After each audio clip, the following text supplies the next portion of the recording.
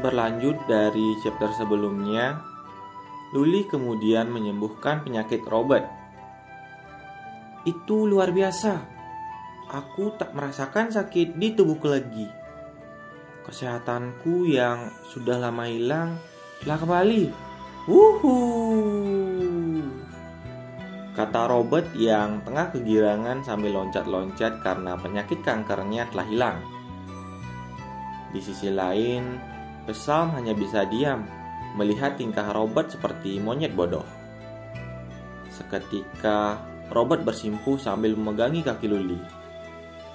Kau adalah satu-satunya dewa di planet ini, kata Robert memuji Luli.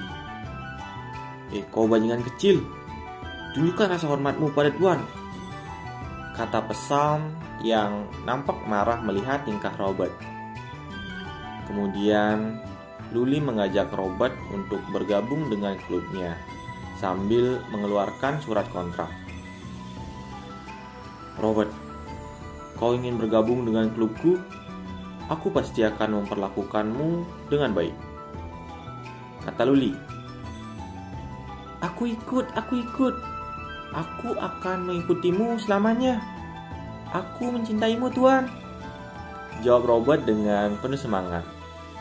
Nah, cinta yang dimaksud ini itu cinta sebagai seorang bawahan kepada pimpinannya ya guys. Bukan cinta-cintaan sesama jenis gitu. Canda sesama jenis. Nah, lanjut.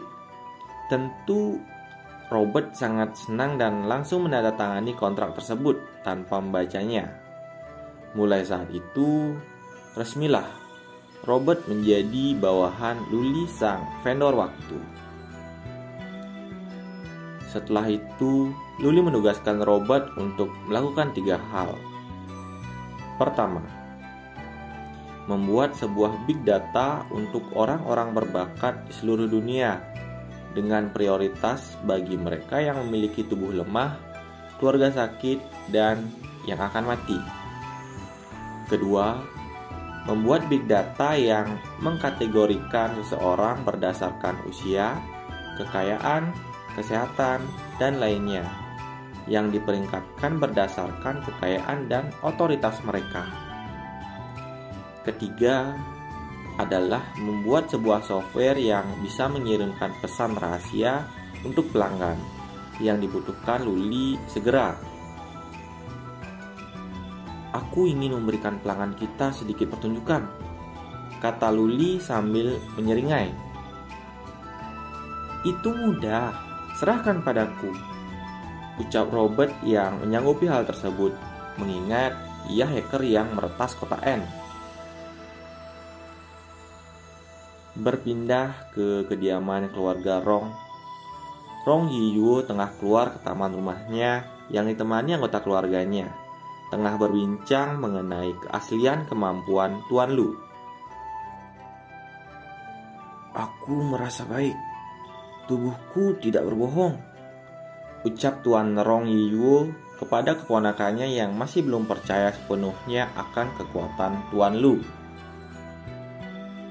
Kemudian datang penjaga rumah yang membawa sebuah kotak untuk diberikan ke Tuan Rong. Tuan, ada sebuah kiriman dari seorang pria. Dia bilang ini untukmu, kata penjaga tersebut. Melihat kotak itu, Tuan Rong kaget karena berisikan gambar jam yang sepertinya dari Tuan Lu. Itu dari Tuan Lu, cepat buka, kata Tuan Rong.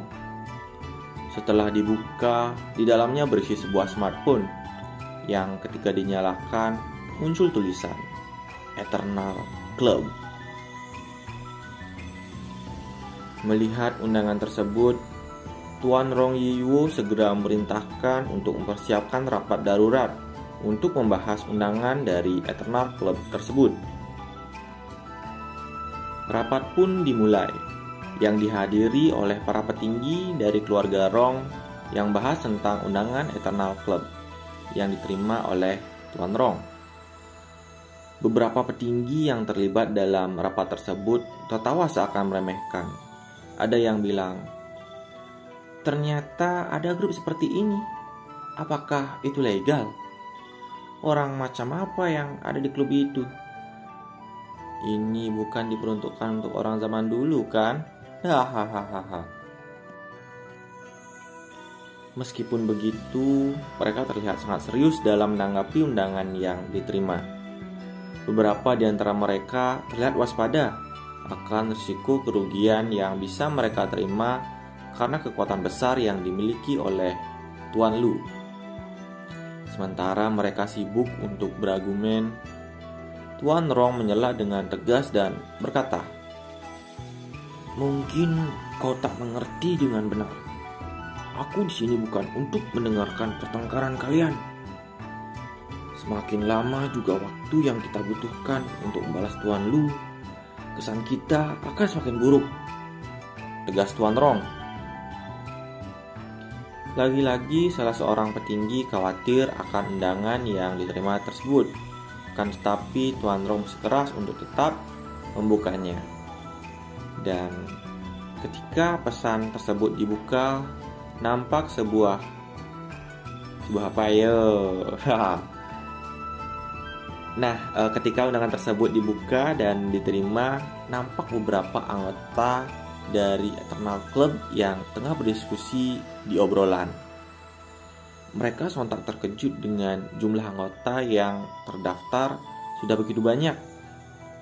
Mereka tengah membicarakan tentang anggota nomor 02 yang terus mengambil misi yang dikirimkan oleh Tuan Lu sebagai presiden klub. Anggota 02 dipercaya sudah hidup selama ratusan tahun. Hal tersebut tentu membuat para petinggi keluarga Rong dan Tuan Rong sendiri terkejut bukan kepayang. Beralih ke scene yang berbeda, ternyata percakapan yang para petinggi dan Tuan Rong lihat itu adalah hasil rekayasa yang dilakukan oleh Tuan Lu lewat bantuan Robert. Waduh, pinter bener nih orang, udah main tipu-tipu aja. Terlihat Robert sampai benar-benar bersemangat untuk mengelabui Tuan Rong dan para petinggi keluarganya. "Aku harus mengakui, ini sangat menyenangkan," kata Robert. Hal itu dilakukan untuk mempengaruhi Tuan Rong agar percaya dengan undangan tersebut dan segera untuk berpartisipasi sebagai anggota Eternal Club yang baru. Dan pada akhirnya, Tuan Rong serta para petinggi lainnya percaya dan mulai bertanya dalam diskusi chat tersebut. "Bisakah aku bertanya, Senior 02 berasal dari zaman apa?" tanya Tuan Rong. "Haha, kita mendapatkannya," kata Luli. Segera, Luli memerintahkan Robert untuk menjawab menggunakan akun yang berbeda. "Senior 02 berasal dari zaman dinasti Ming," kata akun tersebut. Wah, itu sih udah ratusan tahun yang lalu ya guys. Setelahnya, Luli dengan senyum liciknya berkata, "Cukup bermainnya. Sudah waktunya untuk memberitahu Tuan Rong tentang misi pendatang baru." Kemudian, Robert menggunakan akun anggota 02 mengirimkan pesan. "Salam kepada pendatang baru. Aku akan menjadi penuntunmu untuk saat ini. Karena kau adalah anggota ke-129, maka ganti namamu menjadi 129. Dan mulai mengajak Tuan Rong untuk bergabung dalam misi pendatang baru." Tuan Rong sangat percaya bahwa Eternal Club merupakan produk masa lalu yang masih hidup hingga saat ini. Dia berkata, "Klub ini telah muncul berkali-kali sepanjang sejarah, setiap kalinya dengan nama yang berbeda. Di era ini, mereka disebut Klub Abadi atau Eternal Club." Dia juga bilang klub ini mempunyai 3 misi. Yang pertama, melindungi bumi, mengembangkan teknologi, dan yang ketiga adalah memajukan ilmu biologi dan evolusi manusia. Wah, ternyata bijak juga ya tujuan dari klub yang dibuat Luli. Walaupun MC-nya suka nipu-nipu sih. Suasana menjadi lebih tegang lagi ketika mereka berusaha mencerna hal yang terjadi selama beberapa detik sebelumnya. Secara logika, memang benar, angka yang lebih kecil di chat grup tersebut menunjukkan bahwa anggota klub tersebut memang lebih tua dari anggota dengan nomor klub yang lebih besar. Namun itu tak lebih dari akal-akalan MC aja sih sebenarnya, sama si Robert terutama. Tiba-tiba suara ponsel berbunyi. Hal tersebut membuat terkejut Tuan Rong dan yang lainnya. Misi pendatang baru. Klub Abadi membutuhkan tempat berkumpul di ibu kota. Persyaratan misi: 1. Lingkungan harus bersih dan sunyi. Lokasi juga harus terletak di tanah utama dengan suasana akademis yang kuat. 2. Lokasi harus memiliki luas 2.500 hingga 3.000 SKM. Penghargaan misi 500 poin. Tuan Rong langsung tertegun dan berkata, "Aku ingin semuanya beraksi dan temukan yang cocok dengan persyaratan secara sempurna." Perintah Tuan Rong yang menyanggupi misi dari Presiden Klub. "Demi umur abadi, aku rela untuk mencari tempat nongkrong buat klub tercinta." Mungkin begitu pikirnya dalam hati. Di sisi lain, Luli dan Robert nampak sangat puas dengan keberhasilannya untuk menipu keluarga Rong. Robert berkata, "Sepertinya ikan sudah memakan umpannya." Dengan senyum liciknya, Luli berkata, "Bagus, tapi kita tidak boleh lengah. Kau tak boleh membiarkan keluarga Rong menemukan lokasi kita." Robert pun menyanggupi permintaan tuannya. Dalam hati, Luli berkata, "Sungguh tak ada yang lebih menarik dibanding menciptakan sebuah organisasi besar sendiri. Selanjutnya, itu tak diketahui oleh dewa dan tak terlihat oleh hantu," katanya dalam hati dengan senyum licik. Beberapa hari kemudian, sejumlah foto rumah yang dikumpulkan oleh keluarga Rong akhirnya diterima oleh Luli dan Robert.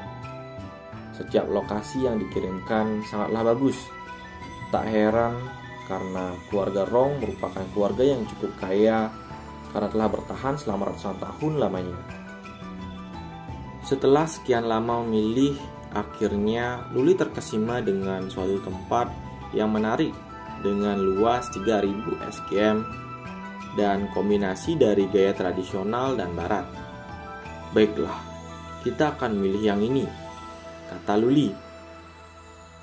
Di hari berikutnya, Tuan Rong yang didampingi oleh beberapa penjaga sedang menunggu Tuan Lu di depan tempat yang telah dijanjikan.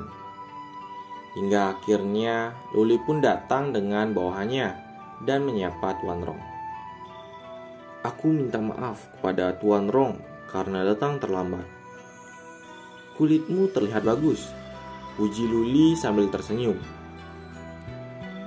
"Ini semua berkatmu. Aku merasa jauh lebih baik sekarang," jawab Tuan Rong. "Tidak perlu bersikap sopan. Ini adalah sesuatu yang ditukar dengan uang," tambah Luli. Kemudian Luli dipersilakan masuk oleh pemilik tempat tersebut. Ketika memasuki tempat tersebut, mereka pun terkejut. Nampak seisi rumah terlihat sangatlah mewah, mulai dari ruang tamu hingga beberapa ruang lainnya yang sama sekali anti miskin, guys. Para bawahan MC kita pun sangat senang dan bahkan mereka dipersilakan untuk memilih tempat mereka masing-masing. Yo, ternyata cukup baik juga ya MC kita pada bawahannya.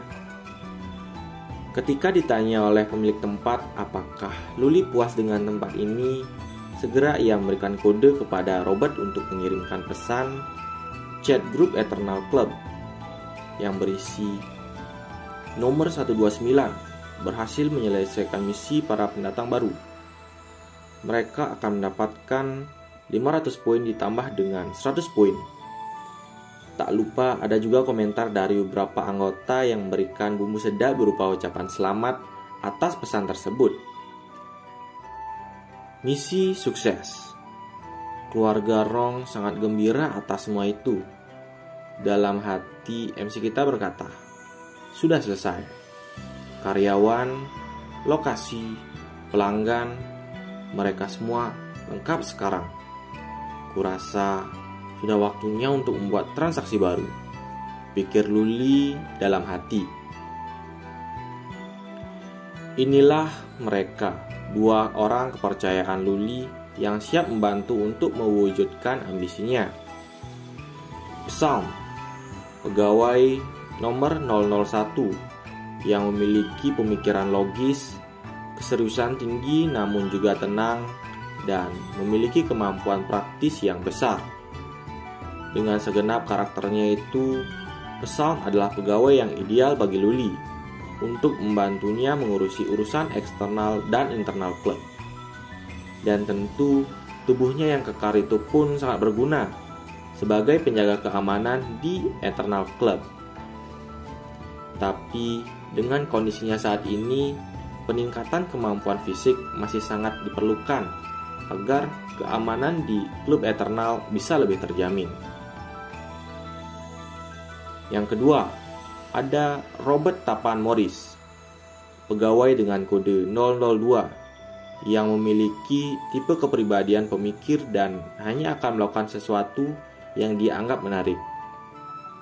Sekilas, mungkin sifatnya itu terlihat seperti pemilih, namun siapa sangka, dengan sifatnya itu, dia bisa menjadi master pada sesuatu yang dia sukai, yaitu programmer.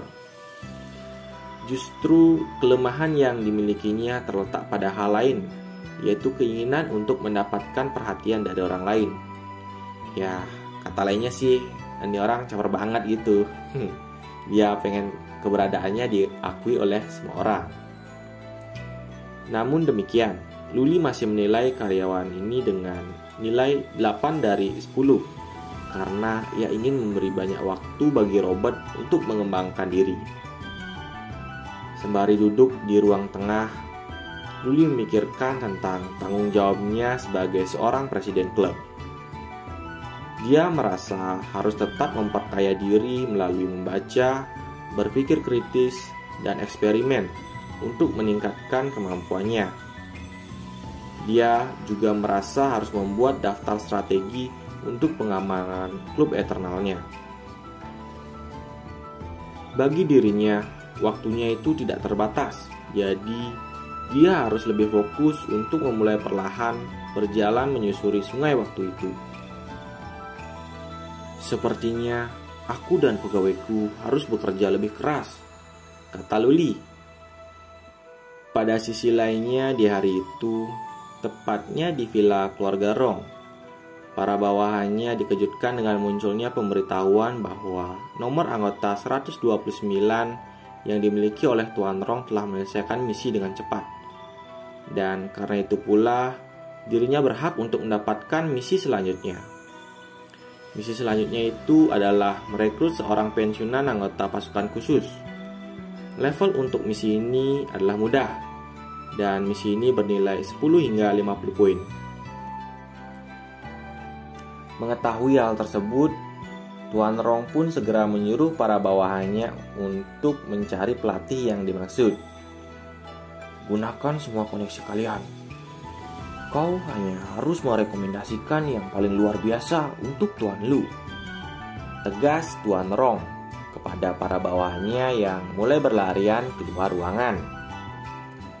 Misi pencarian pasukan ini ternyata dicari khusus untuk melatih Psalm. Psalm, latihanmu selanjutnya tidak akan mudah. Untuk memaksimalkan potensimu, aku berencana membiarkanmu menjalani latihan dengan kecepatan 100 kali lipat, kata Luli. Kayaknya si Luli pengen Psalm berubah jadi robot deh. Latihannya berat banget cuy. Tapi jangan salah. Dengan wajah yang sangat optimis, Psalm menerima semua bentuk latihan yang telah direncanakan oleh tuannya. Kau dapat mempertimbangkan hal itu untuk dilakukan, Pak, kata Psalm.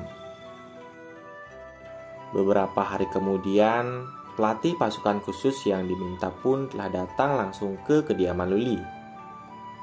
Dengan wajah yang sangar dan badan yang kekar, orang tersebut berkata, "Selamat pagi, Tuan Lu. Aku Zezir.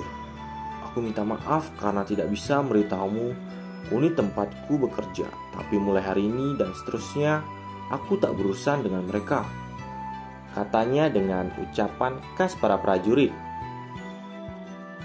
"Kau mau sarapan dulu?" tanya Luli yang menawari Zezir. Ya, nyatanya orang tersebut sudah makan saat di pesawat dan minta untuk mulai bekerja. Dan langsung saja, Luli memperkenalkan Psalm kepada Zezir, pelatih yang akan merawat Psalm selama beberapa hari ke depan. Di hari berikutnya, Psalm telah memulai latihannya dengan Zezir. Tanpa disangka, ternyata latihan itu lebih berat dibandingkan perkelahian jalanan, pikir Psalm. Sungguh bukan latihan yang main-main rupanya, guys. Si berandalan jalanan ini sampai kewalahan. Tapi dengan tekad dan semangat yang tinggi, Psalm tetap menjalani pelatihan itu dengan sekuat tenaganya. Di sisi lain, Robert terlihat sedang berkutat dengan segenap peralatan komputer yang ia miliki. Namun, pemandangan itu sangat mengkhawatirkan karena peralatan komputer yang ia miliki sudah tidak mampu lagi untuk memenuhi pekerjaan yang dijalaninya. Sambil melihat tipis di celah pintu, Luli merasa jika satu-satunya hal yang dapat memungkinkan Robert untuk menunjukkan potensi sepenuhnya itu adalah superkomputer. Hal ini menjadi masalah karena setiap unit perkomputer kualitas tinggi mampu menghabiskan biaya lebih dari ratusan juta. Tapi walaupun biayanya mahal, Luli tetap merasa itu hal penting untuk disediakan demi masa depan klub Eternal. Nah, itu bisa dianggap sebagai investasi bagi Luli. Dan sesaat setelah itu, Luli mendapatkan telepon dari Baron Zeng, mahasiswa yang pernah dijumpainya dulu. Jika kalian lupa, itu adalah mahasiswa yang pakai pakaian badut beruang yang bagaikan brosur. Sebelum menemui mahasiswa itu, Luli menyuruh Psalm untuk mencari data tentang mahasiswa itu. Ternyata mahasiswa tersebut adalah mahasiswa yang terkenal di kampusnya. Tapi bukan terkenal karena prestasi ya. Mahasiswa ini terkenal karena dia rela membelikan apapun untuk perempuan yang ia dambakan. Tak segan-segan, mahasiswa itu ternyata membelikan wanita itu Apple Limited Edition 12.999, tas Gucci 24.700, PC gaming dan banyak produk kosmetik ternama. Melihat catatan itu, Luli pun terkejut dan sontak melempar lembaran data tersebut. Astaga, aku tidak memperkirakan dia akan menggunakan semua uang itu untuk merayu perempuan, katanya. Ditambah lagi, ternyata beberapa hari lalu ia baru saja hadir di pesta Bella, cewek tercantik di kampusnya. Saat di sana, ia mengambil semua perhatian orang-orang karena ia tanpa ragu memberikan barang-barang mewah, dan bahkan yang mengejutkan, ia sampai menembaknya di tempat. Untung gak mati. Maksudnya nembak perasaannya, guys. Nah, dengan kata lain, dia pengen si Bella itu jadi pacarnya. Nah, setelah itu ia terkenal karena pengeluarannya yang terus-menerus dan tidak ada habisnya. Bahkan tak sedikit yang menyebut dia sebagai Frueda. Nah, Frueda ini adalah istilah Tionghoa ya untuk anak-anak orang kaya. Ya, semoga ini bisa jadi Frueda ya. Berdasarkan penyelidikan, pengeluarannya kurang dari seminggu sejumlah 100.000 yuan atau kalau dirupiahin sih sekitar 220 juta. Fantastis, mau nyenengin Rafathar kayaknya nih. Kalau kalian bertanya-tanya itu uang dari mana, tentu saja uang itu adalah hasil pemberian Luli atas 1 tahun hidupnya yang dijual pada chapter awal sebelumnya. Nah, mengetahui hal itu, Luli pun sudah bisa menebak kalau kedatangannya kali ini pasti karena ia kekurangan uang untuk memanjakan wanitanya. Tidak perlu menunggu lama, Luli pun segera beranjak menemuinya di sebuah tempat nongkrong di pusat kota. Di tempat itu, Baron sudah menunggu Luli cukup lama. Saking lamanya, ia khawatir kalau Luli tidak akan datang. Dan tepat sesaat ia mengalami overthinking, Luli pun datang dari balik pintu berjalan masuki ruangan tempat itu. Itulah dia, si pedagang waktu, Luli. Saat menghampirinya dan mulai duduk bersama, tanpa basa-basi lagi, Luli langsung secara belak-belakan bertanya, "Jadi, katakan Tuan Zhang, berapa tahun yang ingin kau jual?" Dengan wajah yang sedikit berkeringat, Baron pun mulai mengatakan maksudnya pada Luli. Bisakah aku jual beberapa tahun lagi? Karena ini adalah transaksi kedua, maka Baron boleh menjual beberapa saja masa hidupnya yang ia miliki. Tapi Luli mengingatkan untuk setiap tahun yang dijual, maka keadaan tubuhnya pun juga akan mengikuti sisa tahun yang terjual. Pikirkan dengan matang. Kau masih muda dan masih seorang mahasiswa universitas. Luli mempertegas peringatannya. Ruang pun lenggang sejenak hingga Baron mulai menjelaskan alasannya. King berkata jika ingin tetap bersama, aku harus memiliki mobil bagus. Jadi kami bisa jalan-jalan bersama. Aku ingin pergi bersamanya. Aku ingin membawanya berkeliling dunia. Tiba-tiba Baron menggebrak meja sembari berkata, "Tuan, kau bilang aku memiliki 64 tahun tersisa. Kalau begitu, mari habiskan di nomor 0. Aku akan menjual 4 tahun. Dengan wajah yang semakin cemas, Baron melanjutkan perkataannya. Tunggu. Mari jual di bilangan ganjil. 5 tahun. Aku ingin menjual 5 tahun. Setelah itu, aku tidak akan mencarimu lagi. Aku berjanji, kata Baron.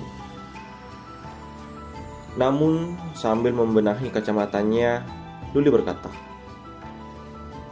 "Tolong tenang, Tuan Zhang. Aku pebisnis. Selama kau mau menjual, aku akan membeli. Aku tidak akan melakukan apapun yang melawan permintaan pelanggan," ucap Luli sambil mengeluarkan surat perjanjian itu dari tangannya. "Kalau begitu, Tuan Zhang, sesuai permintaan, aku akan membeli 5 tahun waktumu, ditukar dengan uang 1,5 juta yuan." Sekejap, pesan notifikasi bahwa uang telah dikirim ke rekening Baron muncul di layar HP-nya. "Sudah terkirim, aku mendapatkan uang 1,5 juta," ucap Baron dengan wajah bahagia, keheranan seperti mendapat uang gratis jatuh dari langit. Pertemuan itu berakhir di tengah cuaca hujan di tengah kota dengan 2 orang yang saling tatap. Satunya berpikir tidak akan pernah berjumpa lagi, namun satunya sangat optimis jika orang yang dihadapannya akan kembali lagi. Selanjutnya, Luli menelpon Robert yang berada di kantornya untuk menanyakan informasi mengenai pelanggan baru. Dengan cepat, Robert memberitahu bahwa pelanggan itu adalah Song Shixiong, berusia 97 tahun, yang merupakan seorang raksasa di industri hiburan. Dia dikenal sebagai salah satu dari 4 keluarga besar di ibu kota.